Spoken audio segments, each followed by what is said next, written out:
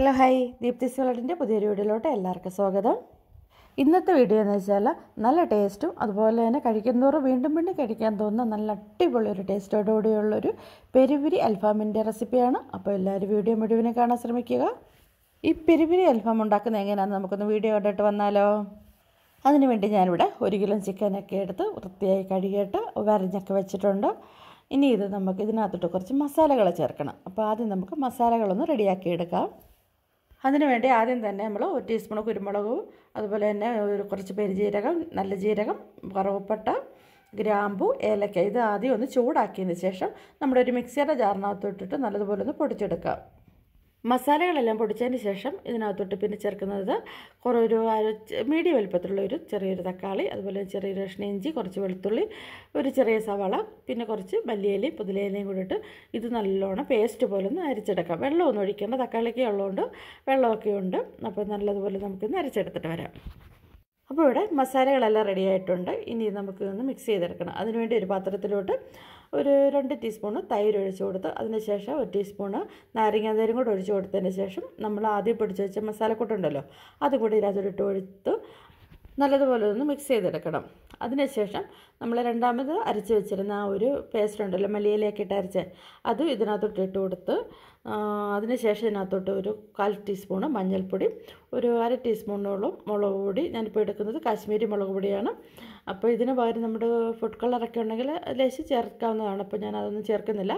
മുളക് പൊടിയും കൂടി ഇട്ട് കൊടുത്ത് ആവശ്യത്തിന് ഉപ്പും കൂടി ഇട്ട് കൊടുത്ത് നല്ലതുപോലെ അതൊന്ന് മിക്സ് ചെയ്തെടുക്കണം. ഈ ഒരു മസാലയൊക്കെ നല്ലതുകൊണ്ട് മിക്സ് ചെയ്തതിന് ശേഷം നമ്മുടെ ചിക്കനാണെങ്കിൽ വെള്ളം തോർന്നിരിക്കുകയാണ്. അപ്പം വെള്ളം തോർത്തി നല്ലോണം ഒരു വെള്ളമയം കാണില്ല ഇതിനകത്ത്. എന്നിട്ട് നമ്മൾ ഒരേ ചിക്കൻ പീസ് ഇതിനകത്തോട്ട് വെച്ച് കൊടുത്തിട്ട് നല്ലതുപോലെ നമുക്കൊന്ന് മിക്സ് ചെയ്ത് വെക്കണം. നല്ല കൈകൊണ്ട് തന്നെ നല്ലതുപോലെ പുരട്ടി എടുത്തതിന് ശേഷം ഒരു 2-3 മണിക്കൂർ നമ്മളിത് ഫ്രിഡ്ജിൽ ഒന്ന് റെസ്റ്റ് ചെയ്യാൻ വെക്കണം. അപ്പോഴത്തേക്ക് ഈ ഒരു ഇറച്ചിയില ഈ അരപ്പെല്ലാം പിടിച്ച് നല്ലൊരു ടേസ്റ്റ് ആയിരിക്കും ഇറച്ചിക്ക്.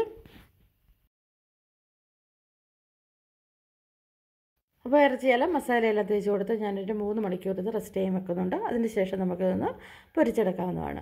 അപ്പോൾ അതിന് മുമ്പായിട്ട് നമുക്കൊരു സോസ് ഉണ്ടാക്കിയെടുക്കണം. അപ്പോൾ സോസ് ഉണ്ടാക്കാൻ വേണ്ടി ഞാൻ ആദ്യം ഒരു പാൻ അടുപ്പ് വെച്ച് അത് ചൂടാക്കി കഴിഞ്ഞപ്പോൾ അതിനകത്തോട്ട് 2 ടീസ്പൂണ് സൺഫ്ലവർ ഓയിലാണ് ഒഴിച്ച് കൊടുത്തേക്കുന്നത്, അല്ലെങ്കിൽ ഒലിവ് ഓയിലായാലും ചേർക്കാവുന്നതാണ്. അതിനുശേഷം ഇതിനകത്തോട്ട് കുറച്ച് ടൊമാറ്റോ സോസും കൂടെ ഒഴിച്ച് കൊടുത്ത് അതിനുശേഷം ഒരു 1/4 ടീസ്പൂണ് ചെറുനാരങ്ങ നീരും കൂടെ ഇതിനകത്തോട്ട് ഒഴിച്ച് കൊടുത്ത് നല്ലതുപോലെ ഒന്ന് മിക്സ് ചെയ്തെടുക്കണം.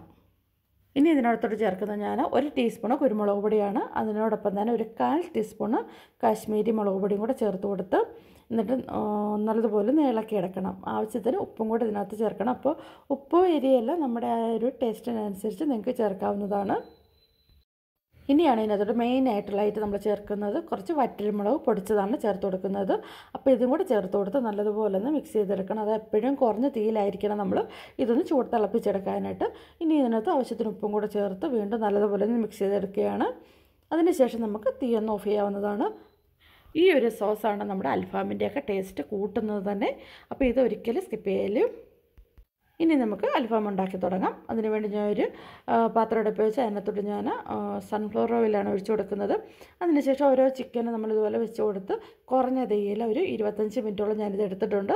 നമുക്കൊന്ന് മൊരിച്ചെടുക്കണം. അപ്പോൾ തിരിച്ച് മറിച്ച് വിട്ട് നല്ലതുപോലെ ഒന്ന് മൊരിച്ചെടുക്കണം. അപ്പോൾ ഒരു വശം മൊരിഞ്ഞ് കഴിഞ്ഞ് തിരിച്ചിട്ട് കഴിയുമ്പോഴത്തേക്ക് നമ്മൾ ഇതിലുള്ള സോസ് എടുത്ത് കുറച്ച് എൻ്റെ മണ്ടയ്ക്കോട്ട് ഇങ്ങനെ തേച്ച് കൊടുക്കണം. ഈ ഒരു അൽഫാം നമ്മൾ പുറത്തിട്ട് അടുപ്പ് കല്ലൊക്കെ കൂട്ടിയിട്ട് ചിരട്ടക്കനലിനകത്തിട്ട് ഗ്രില്ല് ചെയ്തെടുക്കാറുണ്ട്. അതേ ടേസ്റ്റ് തന്നെയാണ് ഇതുപോലെ ചെയ്യുമ്പോഴും നമുക്ക് കിട്ടുന്നത്. ശരിക്കും പറഞ്ഞാൽ റെസ്റ്റോറൻറ്റിൽ നിന്നൊക്കെ കിട്ടുന്ന അതേ ടേസ്റ്റ് തന്നെയാണ് ഈ അൽഫാമിനുള്ളത്. ഇപ്പോൾ ഇവിടെയെല്ലാം ഞാൻ അൽഫാമെല്ലാം റെഡിയാക്കി എടുത്തിട്ടുണ്ട്. ഇനി ആ ഒരു അൽഫാമിൻ്റെയൊക്കെ ഒരു മണമുണ്ടല്ലോ, പുകയുടെയൊക്കെ ഒരു മണമുണ്ട്, അത് കിട്ടാൻ വേണ്ടി കുറച്ച് ചിരട്ടക്കനലെടുത്ത് വെച്ചിട്ട് അതിനകത്തോട്ട് കുറച്ച് എണ്ണയും കൂടി ഒഴിച്ച് നമുക്ക് ഇന്ന് മൂടി വെച്ച് അടയ്ക്കുമ്പോൾ ആ ഒരു മണം ശരിക്കും റെസ്റ്റോറൻറ്റിൽ കിട്ടുന്ന അൽഫാമിൻ്റെ ആ ഒരു മണവും ടേസ്റ്റും കിട്ടും. അങ്ങനെ ഇവിടെ നോക്കിയാൽ നല്ല റെസ്റ്റോറൻറ്റ് സ്റ്റൈലിൽ അടിപൊളി ടേസ്റ്റോടുകൂടിയുള്ളൊരു പെരിപെരി അൽഫാം ഇവിടെ റെഡി ആയിട്ടുണ്ട്. അപ്പോൾ എല്ലാവരും ഇതുപോലെ ഒന്ന് ഉണ്ടാക്കി നോക്കണം. വളരെ എളുപ്പത്തിൽ നമുക്ക് ഉണ്ടാക്കാൻ പറ്റുന്ന ഒരു റെസിപ്പിയാണ്. അപ്പോൾ നിങ്ങൾക്ക് എല്ലാവർക്കും ഈ ഒരു റെസിപ്പി ഇഷ്ടമാണെങ്കിൽ നിങ്ങളെല്ലാവരും ഒന്ന് ഉണ്ടാക്കി നോക്കുക. അതുപോലെ നിങ്ങൾക്ക് ഇഷ്ടമാണെങ്കിൽ ഒന്ന് ലൈക്ക് ചെയ്ത് വെക്കുക. അതുപോലെ തന്നെ നിങ്ങളുടെ ഫ്രണ്ട്സിനൊക്കെ ഒന്ന് ഷെയർ ചെയ്ത് കൊടുക്കുക, ഒന്ന് സപ്പോർട്ട് ചെയ്യുക. അപ്പോൾ ഇനി അടുത്തൊരു നല്ല അടിപൊളി ഒരു വീഡിയോ ആയിട്ട് വീണ്ടും കാണാം.